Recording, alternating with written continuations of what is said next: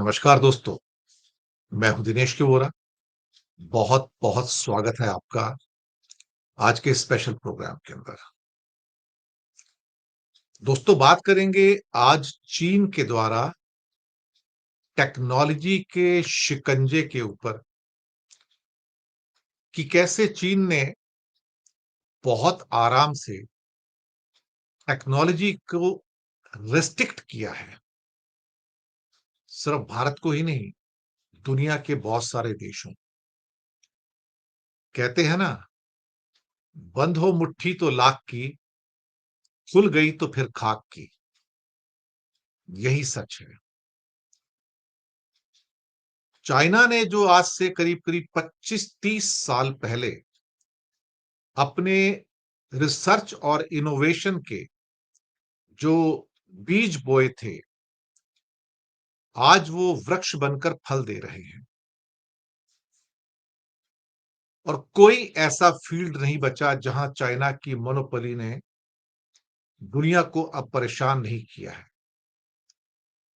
लेकिन एक वक्त था जब चाइना टेक्नोलॉजी को तरसता था, कभी रूस से मांगता था, कभी अमेरिका से मांगता था, कभी यूरोपियन देशों से मांगता था, कभी जापान से मांगता था, लेकिन कोई देता नहीं था।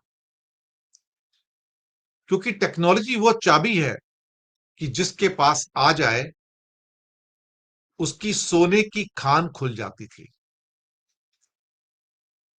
चाइना बहुत गरीब था, बल्कि 80 के दशक में देखा जाए तो चाइना भारत से भी गरीब था। और 40, 50, 60, 70 के दशक में तो चाइना की हालत इतनी ज्यादा बुरी थी कि भारत भी उससे बेहतर माना जाता था। लेकिन 1990 के बाद चाइना ने करवट बदली और जब उसे लगा कि ये दुनिया उसे कुछ देने वाली नहीं है और मुझे ही कुछ ना कुछ करना पड़ेगा, धीरे धीरे उसने रिसर्च में पैसा लगाना शुरू किया, यूनिवर्सिटीज में पैसा लगाना शुरू किया, लेबोरेटरीज में पैसा लगाना शुरू किया। और सन 2000 से तो ऑलमोस्ट ऐसा हो गया कि उसने रिसर्च के अंदर इतना फंडिंग झोंक दिया, इतना फंडिंग झोंक दिया कि जिसका कोई हिसाब नहीं। और वो जो बीज इस सेंचुरी की शुरुआत में चाइना ने बोए थे, आज वो वृक्ष बन गए और फल दे रहे हैं।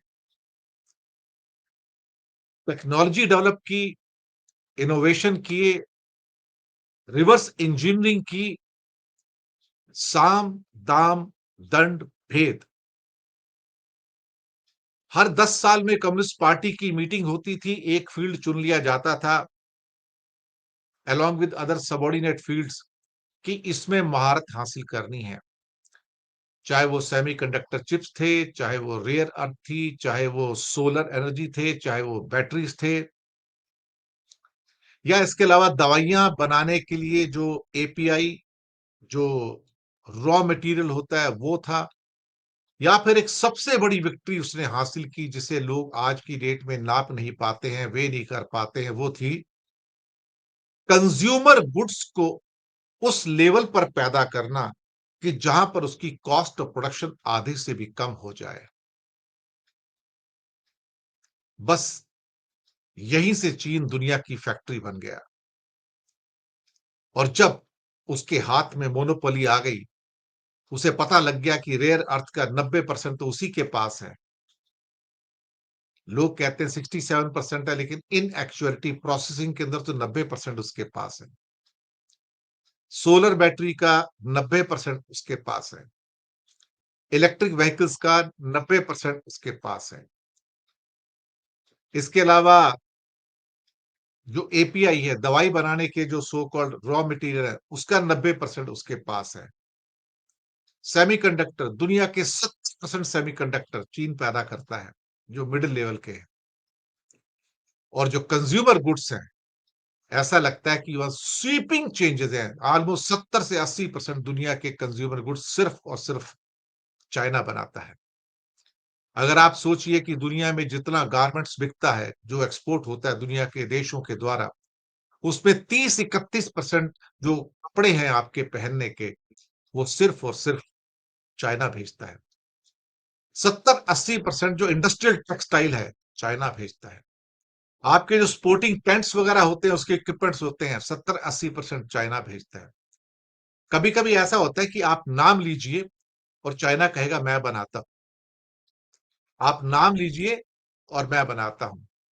और अगर आप वो चीजों को अमेरिका में या यूरोप में जिस दाम पर खरीदना चाहते हैं, वो उससे 10 गुना कम दाम पर आपको बनाकर दे देता है। ये उसकी महारत थी, ये उसकी इनोवेशन और रिसर्च की पावर थी। इसके द्वारा दुनिया उसके ऊपर डिपेंडेंट होती चली गई और अपनी लेबोरेटरीज कंट्रीज ने बंद कर दी।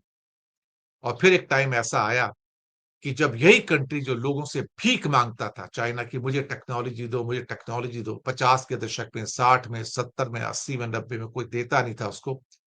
आज वो कंट्री घुटनों पे आके चाइना से कहते हैं कि मुझे टेक्नोलॉजी दो। ये चमत्कार है और ये चमत्कार मिलिट्री टेक्नोलॉजी में भी उसने पैदा किए। दोस्तों, अमेरिका ही नहीं, अब वो बड़े-बड़े देशों को चकमा दे रहा है, यूरोप को चकमा दे रहा है, जापान को चकमा दे रहा है, भारत को चकमा दे रहा है। क्योंकि भारत की डिपेंडेंस इतनी बढ़ गई चीन के ऊपर कि हमने हर चीज़ चीन से खरीदनी शुरू कर दी। हमने हर चीज़ यहाँ बनानी बंद कर दी। कभी-कभी तो मुझे हँसी आती कि हम बहुत सारी चीज़ें पहले बनाते थे और चाइना के ऑनस्लॉट के बाद हमने बनानी बंद कर दी। आपको आज की न्यूज़ देता हूँ मैं। चीन ने भारत को रेयर अर्थ मैग्नेट देने से मना कर दिए हैं, सप्लाई रुकी हुई है। फर्टिलाइज़र नहीं देता है, सप्लाई रुकी हुई है। फार्मास्यूटिकल की एपीआईज़ हैं, वो रुकी हुई है साहब। और बाद में जो बड़े सेमीकंडक्टर हैं या रेयर अर्थ है, उसकी तो बात ही छोड़ दो। अब हमने इसके बारे में काफ़ी बात की कि इन सारे कच्चे मालों को या टेक्नोलॉजी को चाइना ने रिस्ट्रिक्ट कर दिया। उसका एक बहुत बड़ा कारण करीब 4-5 साल पहले से ये था, गलवान के बाद पे, कि इंडिया ने चाइना की कंपनीज़ को भारत में इन्वेस्ट करने से मना कर दिया। हम कि चाइनीज़ कंपनी नहीं चाहिए। चाइना ने तब कहा था कि मैं अपनी टेक्नोलॉजी भी लेके आ रहा हूँ, तो आप समृद्ध हो जाएँगे। इंडिया ने गुस्से में आके मना कर दिया। अब मना कर दिया तो साहब, उसके बाद तो फिर चाइना ने रिस्ट्रिक्शन लगानी शुरू कर दी। कहता है अब तो मैं तुमको टेक्नोलॉजी दूँगा ही नहीं, तुम्हें जो करना है कर लो। और एक-एक करके हमारी इंडस्ट्री क्रिपल होती चली गई। आपके सामने बड़ी अच्छी-अच्छी खबरें आएँगी, फॉक्सकॉन एप्पल का एक और यूनिट लगाने जा रहा है। सब लगा लो, लेकिन प्रोवाइडेड उसका रॉ मटेरियल जितना भी है जो चाइना से आता है, वियतनाम से आता है, वो आपके पास आएगा तब तो मोबाइल आप असेंबल करोगे ना। रेयर अर्थ आएगा तब तो असेंबल करोगे ना। हम तो छोटी-छोटी चीज़ों को लेके मोहताज हो गए साहब। एक एग्ज़ाम्पल देता हूँ आपको मैं, कि टेक्नोलॉजी ट्रांसफर को लेके अब चाइना ने एक नई पॉलिसी बनाई है कि मैं, भाई साहब, आपको टेक्नोलॉजी ट्रांसफर नहीं करूँगा। एक सिंपल सी कंपनी है चाइना की, हायर, उसकी डील हुई सुनील मित्तल के साथ, एग्ज़ाम्पल देके बोलता हूँ। भारतीय ग्रुप का जो एयरटेल का है। और हायर जो है अप्लायंसेस बनाती है, जैसे फ्रिज वगैरह हो गई या बाकी चीज़ें हैं। और इसमें अपने जो इंडियन यूनिट था, उसमें करीब-करीब 50% वो हिस्सेदारी बेचना चाहती थी। वो सारी फॉर्मेलिटी भी पूरी हो गई। कमाल की बात है कि वो क्या बनाता है, अप्लायंसेस जो है ना, फ्रिज हो गया या एयर कंडीशनर हो गया, इस टाइप की चीज़ें हैं। और भारत के पास ये टेक्नोलॉजी भी नहीं है कि हम अपना फ्रिज बना सकें या टेक्नोलॉजी बना सकें या एक क डिशवॉशर बना सकें या हम कोई एक एयर कंडीशनर बना सकें। जी हाँ, मैं सच कह रहा हूँ। तो भारतीय एयरटेल का मित्तल जो हैं, वो चाहते थे कि हायर की टेक्नोलॉजी हमें मिले। हायर बेचना चाहता है, टेक्नोलॉजी देना चाहता है। वो चाइना ने रोक के रख दिया कि मैं सोचूँगा क्या करना है मुझे। वो रुका पड़ा है इस टाइम। यानी कि चीन अब एक होम एप्लायंसेस, किचन एप्लायंसेस के जो टेक्नोलॉजी है, वो भी ट्रांसफर करने से मना कर रहा है। इसके अलावा एक और कंपनी है भारत की, पीजी इलेक्ट्रोप्लास्ट। वो एयर कंडीशनर के कंप्रेसर बनाना चाहती है। अब हम एक कंप्रेसर भी नहीं बना सकते फ्रिज का या एयर कंडीशनर का। कमाल की बात है। हिंदुस्तान में कंप्रेसर नहीं बनते हैं। अब उसके लिए चीनी सरकार की मंजूरी का इंतजार है। वो कहते हैं कि हमने फैक्ट्री बन चुकी है, सब कुछ हो चुका है, लेकिन कोलैबोरेशन भी हो गई है। लेकिन मुसीबत ये है कि जो उसका चाइनीज पार्टनर है वो कहता है कि भाई मैं आपको आ, शायद उसकी कंपनी का नाम हाईली ग्रुप है, कि मैं आपको देने को तैयार हूं टेक्नोलॉजी, लेकिन चीन की सरकार ने रोक लगा दी है कि मैं आपको अभी टेक्नोलॉजी ट्रांसफर ना करूं। यानी कि एक कंप्रेसर की टेक्नोलॉजी भी रुक गई साहब। कमाल है ना।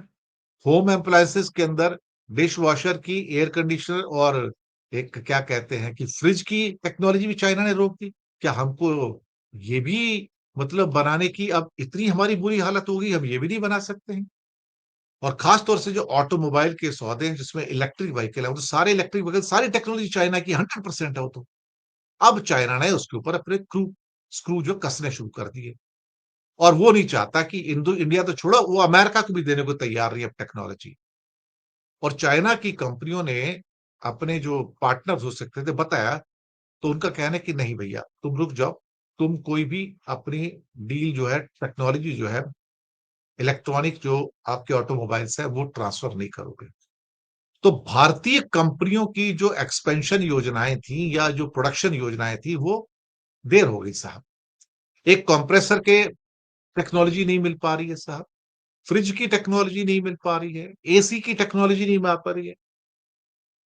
कमाल की बात है साहब, कमाल की बात है। इसका मतलब भारत की कई बड़ी जो ऑटो पार्ट्स जो कंपनियां हैं, जैसे सोना कॉमस्टर है, डिक्सन टेक्नोलॉजी है, ईपैक ड्यूरेबल है, या भगवती प्रोडक्ट्स हैं, वो चाइना के साथ, उनकी कंपनियों के साथ जॉइंट वेंचर स्थापित करना चाहते हैं, टेक्निकल अलायंस करना चाहते हैं। लेकिन जिनके साथ करना चाहते हैं तो चाइनीज गवर्नमेंट कहती है रुक जाओ, हम टेक्नोलॉजी ट्रांसफर नहीं करेंगे। ये तो भाई साहब पूरा का पूरा क्या कहते हैं कि हालात बिल्कुल ही खराब हो चुके हैं। इसका मतलब ये हो कि हम कुछ बनाते ही नहीं थे क्या? अगर ये छोटी छोटी चीजें भी हम नहीं बना पा रहे थे तो हम कर क्या रहे अल्टीमेटली? अब एक जो वहां से इंडिकेशन निकल के आ रहे कि चाइनीज कंपनीज अब किसी भी किस्म की टेक्नोलॉजी ट्रांसफर जो है, भारत यदि किसी भी देश को देने से हिचकिचा रही है, चाहे यूरोपियन कंट्री हो या अमेरिका हो। मुसीबत यह है कि इवन इकोनॉमिक टाइम्स ने भी रिपोर्ट दी थी कि भारत अब ये रेयर अर्थ अर्थ मैग्नेट्स हैं, ये फर्टिलाइजर एक्सपेंड करने की बात है, या फार्मास्यूटिकल की जो एपीआई है उसके लिए अब भारत में प्रोडक्शन की बात कर रही है, लेकिन उसको करते करते 10-15 साल गुजर जाएंगे। 10-15 साल। अजीब सी कहानी है साहब।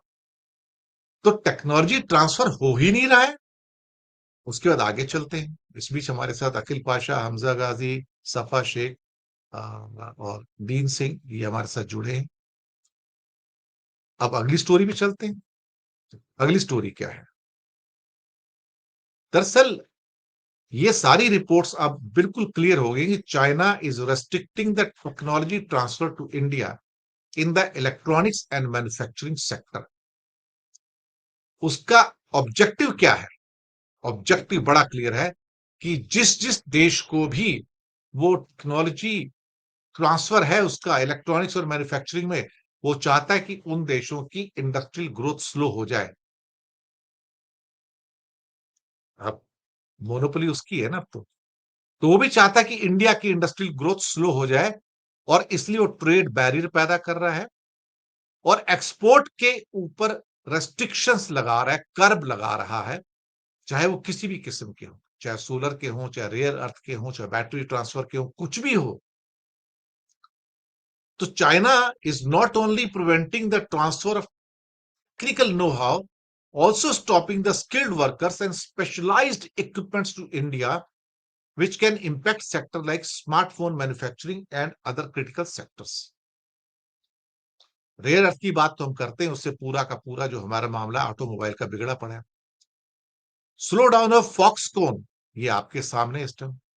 और चाइना के जो एक्शंस है वो देखा जाए तो हमें दिखाई दीजिए, जब चाइना ने अपने 300 इंजीनियर वापस बुला लिए, तो एप्पल इंडिया के प्लान्स पानी में जा रहे हैं इस टाइम।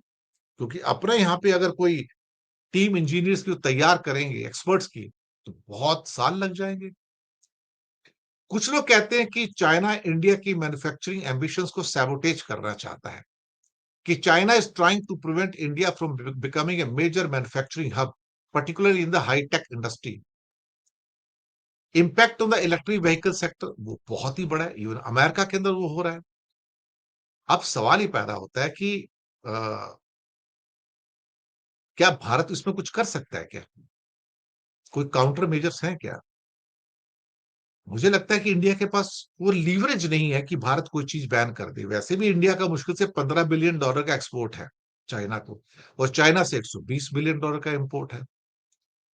तो इंडिया ने चाइना के इन्वेस्टमेंट रोका हुआ है। तो अब पीछे नीति आयोग ने कहा कि नहीं, 25% का जो उनका सो कॉल्ड इन्वेस्टमेंट है इंडिया में वो ऑटोमेटिक हो जाना चाहिए, आप उनको अलाउ करो तभी टेक्नोलॉजी आएगी। लेकिन चाइना टेक्नोलॉजी देने को तैयार नहीं है। वो कहता है मैं अपनी चीजें लाऊंगा, यहाँ असेंबल करूंगा, आपको भेज दूंगा। मोबाइल में क्या हो रहा है? यहाँ तो कुछ बनता नहीं। 100% पार्ट्स जो है चाइना से आते हैं, यहाँ असेंबल किए जाते हैं, पेचकस से जोड़े जाते हैं, डब्बे में बंद करते हैं, बेच दिए जाते हैं, हो गया काम साहब। तो अब चाइना की जो पोजीशन है ग्लोबल मैन्युफैक्चरिंग पावर हाउस की, वो उसको मेंटेन करना चाहता है। और जो उसकी क्रिटिकल टेक्नोलॉजीज है, मैन्युफैक्चरिंग टेक्नोलॉजी है, इलेक्ट्रॉनिक टेक्नोलॉजी है, वो कहता है मैं तुमको नहीं दूंगा, आप कर लो क्या करते हो। अब इंडिया में सेमीकंडक्टर्स आ रहे हैं, वो कहते हैं प्रोडक्शन स्टार्ट कर रहे हैं, लेकिन सेमीकंडक्टर के अंदर रेयर अर्थ यूज होता है। चाइना कहता है मैं तुमको रेयर अर्थ दूंगा नहीं, हम मैं देखता हूं आप कैसे बनाते हो और कितना बना सकते हो। तो चाइना ने अपनी जो इच्छाएं हैं जाहिर कर दी कि भैया मैं तुमको कोई भी टेक्नोलॉजी ट्रांसफर करने से पहले 100 बार सोचूंगा कि तुम्हें करना चाहिए नहीं करना चाहिए। इंडिया ने प्रोडक्शन लिंक्ड इंसेंटिव स्कीम बनाई है मैन्युफैक्चरिंग को, लेकिन उसका कोई डिजायर्ड इफेक्ट होना है, कोई इतना यहां पर नजर नहीं आ रहा है। भारत ने ये क्वेश्चन उठाए चाइना के साथ कि भाई आपने बहुत सारी रेस्ट्रिक्शन लगा दी, थोड़ा खोलो। लेकिन मुसीबत ये है कि रेस्ट्रिक्शन लगाई किसने थी? रेस्ट्रिक्शन तो इंडिया ने लगाई पहले। सारी की सारी चाइनीज कंपनियों के ऊपर इंडिया ने रिस्ट्रिक्शन लगा दी कि तुम इंडिया में नहीं आ सकते। चाहे बहाना कुछ भी हो कि तुम आते हो यहाँ पर जासूसी करते हो या फाइनेंस का मैनिपुलेशन करते हैं। अब क्या करें साहब? सवाल यहां पर बहुत सारे खड़े हो गए।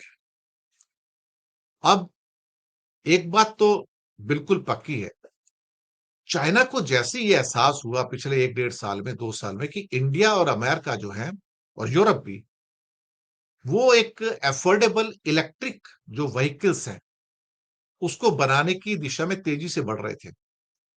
बस चुपचाप इस 15 जुलाई को, अभी समझो 18 अगस्त हुई है, तो 1 महीना पहले उसने अपने टेक्नोलॉजी ट्रांसफर के रूल्स में चेंज कर दिया साहब। पहले हमको लगा था कि जो रेयर अर्थ के ऊपर जो सप्लाई रुकी है तो वो शायद टेम्पररी होगा, हमें लगा कि ये छोटा सा चेंज है। लेकिन सच बात तो यह है कि ये बड़ा चेंज था। और जो उनकी एक अमेंडेड लिस्ट थी उसमें 8 ऐसी टेक्नोलॉजी थी जिसको रेस्ट्रिक्ट कर दिया गया। ऑर्डर आया गवर्नमेंट का, चाइना गवर्नमेंट का, 8 सुपर स्पेशलाइज्ड टेक्नोलॉजी के ऊपर जो था रेस्ट्रिक्शन लगा दी गई। इसमें से जो 3 रेस्ट्रिक्शंस थी वो लिथियम आयन बैटरी के मटेरियल से संबंधित थी। आप ध्यान दीजिए, देखिए, China is only country in the world, जी हाँ, चाइना दुनिया का एकमात्र ऐसा देश है जो 20 साल से बैटरी टेक्नोलॉजी पे काम कर रहा है। और उसकी 55 यूनिवर्सिटीज के अंदर, वहां पर 50 से ज्यादा यूनिवर्सिटीज के अंदर उसके बैटरी टेक्नोलॉजी के ऊपर कोर्सेज हैं, graduate courses, post graduate courses और पीएचडी कोर्सेज हैं। तो जो उन्होंने हासिल किया है एक्चुअली बैटरी टेक्नोलॉजी के अंदर सेमीकंडक्टर के साथ और रेयर अर्थ के साथ, वो अनप्रेसिडेंटेड है। क्योंकि चाइना को पता था कि दुनिया का भविष्य बैटरी में है। और बैटरी कोई भी हो, चाहे लैपटॉप की हो, कैमरा की हो, या फिर आपके मोबाइल की हो, या आपके इलेक्ट्रिक व्हीकल्स की हो, उसमें टू व्हीलर्स हो या फोर व्हीलर्स हो, या फिर वो स्पेस टेक्नोलॉजी में हो या मिसाइल्स में हो, battery is a vital part of the life. Battery हर जगह यूज होगी, बिना बैटरी के काम नहीं चलेगा। तो दुनिया का एकमात्र जो कोर्सेज थे वो चाइना ने खड़े किए, और आज 20 साल में उसने ये सारी की सारी चीजें मास्टर कर लिया। आज 90% दुनिया की बैटरी सिर्फ चाइना सप्लाई करता है। अब उसमें से 8 जो क्रिटिकल जो उसकी रेस्ट्रिक्शंस आती हैं पिछले महीने 15 जुलाई को, वो 8 बैटरी टेक्नोलॉजी से ताल्लुक रखती हैं। 3 जो है लिथियम आयन बैटरी के मटेरियल के, किस मटेरियल से वो बैटरी बनेगी, कितना रेशो होना चाहिए, क्या होना चाहिए, इसका क्या साइंस है, कहता है वो मैं आपको नहीं दूंगा। और इसके अलावा आपके ये 5 जो हैं, वो उस बैटरी के अंदर जो प्रोसेसिंग है, वो उसकी टेक्नोलॉजी है। Processing technology that is called lithium processing technology. अब साहब ये 8 रिस्ट्रिक्शन टेक्नोलॉजी के लगाए।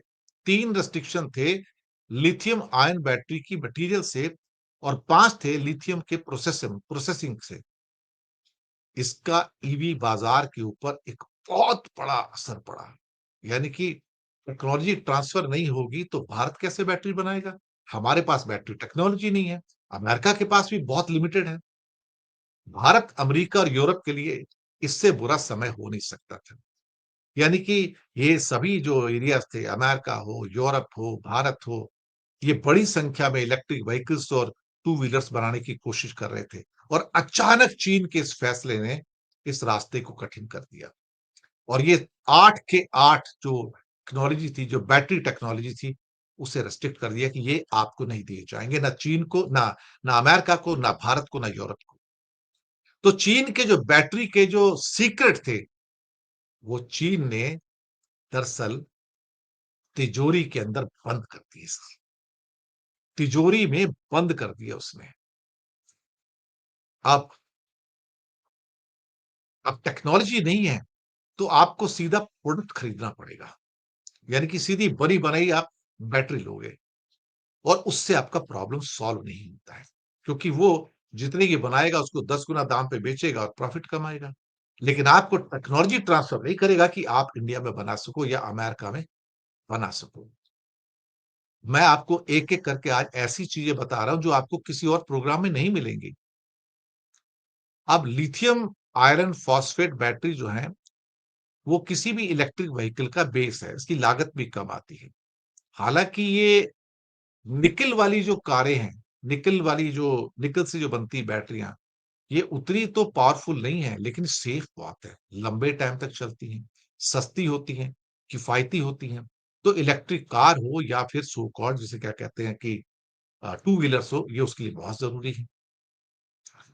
अब 2 कंपनियाँ ऐसी हैं चाइना में जिसने बैटरी टेक्नोलॉजी को निखारने में सालों-साल बिता दिए और सैकड़ों, हज़ारों एक्सपर्ट पैदा किए बैटरी टेक्नोलॉजी में। इसमें एक था सीएटीएल और एक था बीवाईटी। अब बीवाईटी तो पूरी दुनिया में आपको पता है।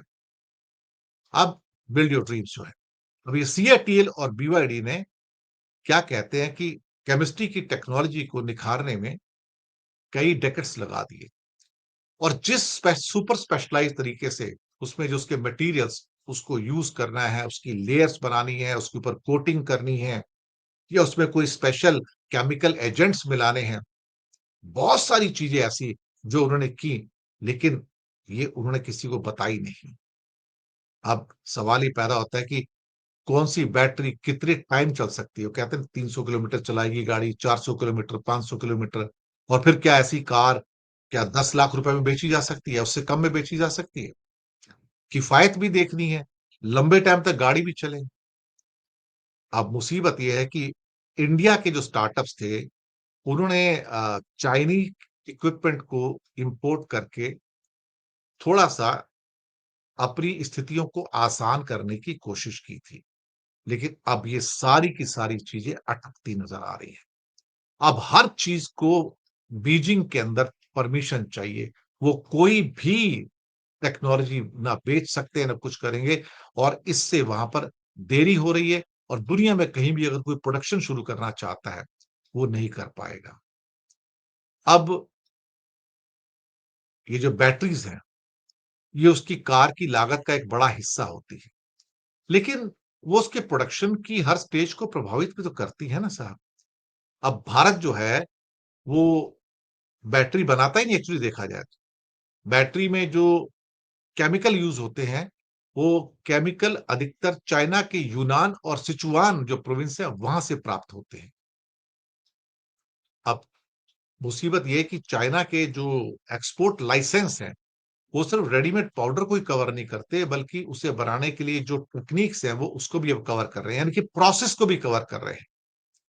अगर कोई इंडियन कंपनी सपोज़ करो बैटरी बनाने के लिए एक फैक्ट्री बनाना चाहती है, तो उसको बिना उस मटेरियल को यूज़ कैसे किया जाए, उसकी प्रोसेसिंग क्या है और कौन-कौन से मटेरियल हैं, उसकी जानकारी के बिना वो कुछ भी नहीं कर सकता। अब सवाल ये पैदा होता है कि चाइना ने इस क्षेत्र में इतनी बड़ी मोनोपोली बना ली कि जो किसी के पास पहले थी ही नहीं। इसका मतलब ये हुआ कि उसके पास वो चाबी आ गई जिसके द्वारा वो दुनिया को पूरी तरह से बंद कर सकता है। दुनिया की फैक्ट्रियों को बंद कर सकता है। दुनिया की मैन्युफैक्चरिंग को खराब कर सकता है और वही तो उसका उद्देश्य है कि अगर मैंने डेवलप किया तो तुम्हारा मैन्युफैक्चरिंग मैं डेवलप कैसे होने दूँगा ताकि मेरा नुकसान हो? नहीं, क्योंकि ऐसी कुछ चीज़ें यूरोप में अवेलेबल तो हैं, ऐसी बात नहीं है, लेकिन वो बहुत महँगी हैं। तो क्या आप महँगी ऑप्शन को लेने को तैयार हैं क्या? अगर कोई चीज़ 1 लाख रुपए की चाइना से आती है और वही चीज़ यूरोप में 5 लाख रुपए की आती है, तो क्या वो 5 लाख की आप खरीदेंगे? और खरीद के फिर जिस कार या मोटरसाइकिल या स्कूटर में लगाएँगे, क्या उसकी कीमत नहीं बढ़ जाएगी? और बढ़ी हुई कीमत पे क्या उसको कोई खरीदेगा? अब ये जो सारी की सारी जो मटीरियल्स यूज़ होते हैं बैटरी में, जो लेयर्स हैं, एजेंट्स हैं, जो मिक्सिंग अप है, उसकी जो सारी लेयरिंग होती है, वो करता कौन है? वो इंसान तो करते नहीं, रोबोट्स करते हैं। अब मुसीबत ये है कि ये जो रोबोट्स हैं, ये भी रिस्ट्रिक्शन में आ गए। चाइना इसको भी रिस्ट्रिक्ट कर रहा है। तो इसका मतलब भारत में अगर आप बैटरी प्लांट बनाना चाहते हैं, तो आप फिर जर्मनी से या जापान से मशीनें लेके आएँगे। वहाँ में मशीनें मिलती हैं, हमारे यहाँ तो मशीन है ही नहीं। हम तो एक तरह से क्या कहा जाए तो बेकार के आदमी हैं सारे के सारे। अब आप क्या करोगे? अब भारत में गवर्नमेंट ऑफ इंडिया ने कोशिश किया कि बैटरी बनाने के लिए एक लोगों को एनकरेजमेंट किया कि हाँ, तुमको हम पैसे देंगे। कई करोड़ लोग की मतलब एक योजना बनाई गई है। टोटल योजना जो है 18,000 करोड़ की है कि जिसमें नई-नई चीज़ें बनेगी, उसमें बैटरी भी एक है। अब कई कंपनियों ने ये सोचकर गवर्नमेंट का ये जो प्रोत्साहन योजना थी 18,000 करोड़ की, उसको जॉइन कर लिया। लेकिन उनके पास अपना तो कुछ है नहीं, जॉइन करने से क्या होता है? तो उनका इरादा इरादा ये था कि इधर जॉइन कर लेंगे, उधर चाइना से इम्पोर्ट कर लेंगे, उससे टेक्नोलॉजी ले लेंगे। लेकिन मुसीबत ये है कि चाइना ने टेक्नोलॉजी देने से मना कर दिया, तो अब ये बेचारे खड़े हैं। अब इंडिया की कंपनियों ने ज़िंदगी में कभी बैटरी तो बनाई नहीं। उन्हें यही नहीं पता बैटरी के अंदर होता क्या है? बैटरी बनती कैसे? कोई बनाई नहीं ना, तो क्या करोगे?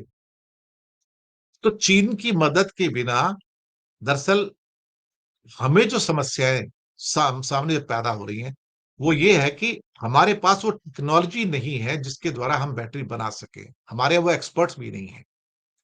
जब हमारे पास एक्सपर्ट ही नहीं है बैटरी टेक्नोलॉजी के तो हम बनाएँगे कैसे? किफ़ायती तो बनाना दूसरी बात है और चीन तो हर साल बैटरी केमिस्ट्री के अंदर कई पीएचडी तैयार करते हैं। हमारे यहाँ तो बैटरी के टेक्नोलॉजिस्ट ही नहीं है, एक्सपर्ट ही नहीं है बैटरी बनाने वाले। बैटरी को समझने वाले एक्सपर्ट नहीं है, बनाएँगे कहाँ से? और चाइना हर साल बैटरी केमिस्ट्री में हज़ारों पीएचडी, डॉक्टरेट पैदा करता है। भारत में ऐसा कोई कार्यक्रम नहीं है। अगर कोई कार्यक्रम बना ले, तो उसके लिए पैसा नहीं है। पैसा हो, तो पैसा आपको दिया नहीं जाता सरकार के द्वारा। सरकार पैसा छोटा-मोटा दे देगी, तो उससे कुछ होता नहीं है। ट्रेन्ड लोग नहीं हैं, इक्विपमेंट्स नहीं है। तो हम तो बिल्कुल और बिल्कुल एक तरह से क्या है, नंगे बैठे हैं, जो कुछ नहीं है हमारे पास तो और ना ही हम कुछ कर सकते हैं। हम इतने ज़्यादा चाइना पे डिपेंडेंट हो चुके हैं। इसके अलावा अमेरिका के पास टेक्नोलॉज़ीज़ हैं, लेकिन वो किफ़ायती नहीं है, वो बहुत महँगी हैं। वो कई किस्म की सब्सिडी देना चाहता है और कई बार वो चीन के कलपुर्जों पे जुर्माना भी लगाता है। लेकिन मुसीबत ये है कि वहाँ पर जो प्रोडक्शन कॉस्ट है, वो इतनी ज़्यादा है कि आप कुछ कर ही नहीं सकते। थोड़े बहुत बैटरी के एक्सपर्ट भी हैं अमेरिका में, ऐसी बात नहीं है। लेकिन उसका चाइना के लेवल पर तो कुछ है ही नहीं देखा जाए तो। चीन का कहना है कि जो हमारा न्यू इकोनॉमिक डेवलपमेंट है और जो हमारी नेशनल सिक्योरिटी है, उसको बैलेंस करने के लिए ज़रूरी है कि हम इस टेक्नोलॉजी के ट्रांसफर को रेस्ट्रिक्ट कर दें। और हम नहीं चाहते कि दूसरे देश इनके अंदर आगे बढ़ें क्योंकि फिर हमारी मार्केट जाती है। तो चाइना का मोनोपोली का ये एक फ़ायदा भी है कि वो तैयार माल आपको देगा, लेकिन वो आपको क्या कहते हैं कि उसकी प्रोसेसिंग या मटीरियल का जो कंस्ट्रक्शन का जो रशोज़ है, वो आपको नहीं देता। तो चीन ये भी सुनिश्चित करना चाहता है कि वो बैटरी टेक्नोलॉजी पे कंट्रोल करके सारी की सारी जो जॉब्स हैं वो चाइना के अंदर रहें। उसका प्रोडक्ट चाइना से बाहर जाए लेकिन टेक्नोलॉजी बाहर ना जाए। अब सवाल ये पैदा होता है कि क्या हम कुछ कर सकते हैं इस मामले में? क्या भारत कुछ कर सकता है? कुछ लोग कहते हैं, कुछ देश कहते हैं कि हम लिथियम की बजाय सोडियम और आयन की बैटरियों को एक सस्ती ऑप्शन के रूप में हम सामने ला सकते हैं और हम अ, अमेरिका, साउथ कोरिया, जापान के साथ मिलकर काम कर सकते हैं। तो हम क्या बिल्कुल ही नंगे-पुंगे हैं कि हमारे पास कुछ है ही नहीं क्या इंडिया में? सच बात तो ये है कि हमने कभी रिसर्च में पैसा डाला नहीं। जहाँ चीन जैसा देश अप्रॉक्सिमेटली 500 साढ़े 500 बिलियन डॉलर जो है, वो पैसा डालता है हर साल रिसर्च में और हम 5 बिलियन डॉलर से भी कम डालते हैं। 5 बिलियन डॉलर से भी हम कम डालते हैं। तो वो भी सिर्फ तनख्वाहें देने में चला जाता है, रिसर्च में तो जाता ही नहीं है। रिसर्च के नाम पे कुछ होता ही नहीं है। जब सब कुछ चाइना से बना-बनाया मिलता है साहब, तो हमें क्या करना है फिर साहब? हमारे यहाँ तो क्या है कि 800 करोड़ देंगे, सीता जी का मंदिर बना लो, 2000 करोड़ देंगे, राम जी का मंदिर बना लो और 50 करोड़, 100 करोड़ देंगे, हनुमान जी का मंदिर बना लो। या तो देंगे 2000 करोड़ देंगे, वो काशी विश्वनाथ का कॉरिडोर बना लो। 1500 करोड़ देंगे, उज्जैन महाकालेश्वर का जो है कॉरिडोर बना लो। यहाँ तो यही होता है साहब, यहाँ और कुछ नहीं होता। यहाँ मंदिरों के कॉरिडोर बनाओ, मंदिर बनाओ। मंदिर बनने से बैटरी नहीं बनती साहब। भगवान ना आपको बैटरी बनाने की टेक्नोलॉजी नहीं देंगे। आप एक क्या 100 मंदिर बना लो, एक क्या 100 कॉरिडोर बना लो। मंदिरों के कॉरिडोर में इन्वेस्ट करने से कंट्री का डेवलपमेंट नहीं होता। लोग कहेंगे और ज्यादा आओ, दर्शन करो। और दर्शन करने से क्या हो जाएगा? घर बैठ के भी दर्शन कर सकते हो। भीड़ बढ़ाओ जाके, क्या फ़र्क पड़ता है? हमें कोई प्रॉब्लम नहीं है, धार्मिक आस्था है आपकी करो। लेकिन रिसर्च के नाम पे तो कुछ नहीं है और मैंने तो रिसर्च में ना जाने कितने एपिसोड किए, कोई हिसाब ही नहीं है। मुझे तो खुद भी याद नहीं है एक्चुअली। लगातार करता रहता हूँ, आज भी कर रहा हूँ। अभी जापान जो है अभी निकेल की बैटरीज़ में काफ़ी आगे है, अमेरिका भी काफ़ी आगे है। लेकिन ये बहुत महँगा निकेल की बैटरीज़ है और बहुत कॉम्प्लेक्स है। इंडिया वो भी नहीं बना सकता। जापान और अमेरिका बनाते हैं, लेकिन मुसीबत ये है कि अब अगर सस्ती बैटरी अगर आपको चाइना से मिलती है, तो आप इतनी महँगी बैटरियाँ क्यों लेंगे भई? तो बैटरी टेक्नोलॉजी में जो वैज्ञानिक हैं या इंजीनियर हैं, उनको ट्रेनिंग करने के लिए एक सीरियस एफर्ट की ज़रूरत है। वो इंडिया में कहीं नज़र आता नहीं है। हमारे प्रधानमंत्री हों, हमारे मुख्यमंत्री हों, हमारे बाकी नेता हों, रोज़ आके मंदिर मस्जिद की बात करेंगे। रोज़ आके मंदिर मस्जिद की बात करेंगे। इसके नीचे मंदिर है, इसके नीचे मस्जिद है, इसके नीचे ये है, इसके नीचे वो है, इसको ये ढूँढ लो, इसको ये ढूँढ लो। यही होता रहता है यहाँ तो। मूर्खता की पराकाष्ठा बन गई हमारे प्रशासन जो है, मूर्खता की पराकाष्ठा। एक बंदा आके नहीं कहता कि आज मैं एक रिसर्च लैब खोलूँगा। एक बंदा आके नहीं कहता। अब मैं क्या करूँ साहब? मैं तो बार-बार आपको कह रहा हूँ कि खास तौर से 3-4 फ़ील्ड ऐसे हैं जिसमें चाइना ने महारत हासिल की और उसे पता था कि भविष्य इसी में अगले 75-80 साल उसी में जाएँगे। एक तो रेयर अर्थ था, दूसरा सेमीकंडक्टर्स था, तीसरा बैटरी टेक्नोलॉजी था, चौथा सोलर एंड विंड टेक्नोलॉजी था। ये सारे के सारे जो चाइना ने एक तरह से क्या किया अपने हासिल कर लिए पूरे के पूरे। ऐसी मोनोपोली बना ली 90% की कि दुनिया में बाकियों के पास कइयों के पास टेक्नोलॉजी है, लेकिन इकोनॉमी नहीं है उसकी। तब आप क्या करोगे? और इंडिया में तो क्या है हम तो अगर रिसर्च की बात करेंगे तो बेवकूफ़ हैं। आपको याद होगा कि कई बार वो चपड़ासी की नौकरी निकलती है, सफाई कर्मचारी की नौकरी निकलती है, उसमें पीएचडी सप्लाई अपना अप्लाई करते हैं।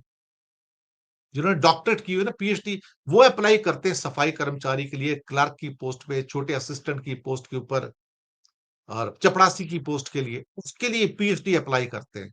तो आप सोच सकते हो कि ये देश अपने रिसर्च स्कॉलर्स की कितनी इज़्ज़त करता है।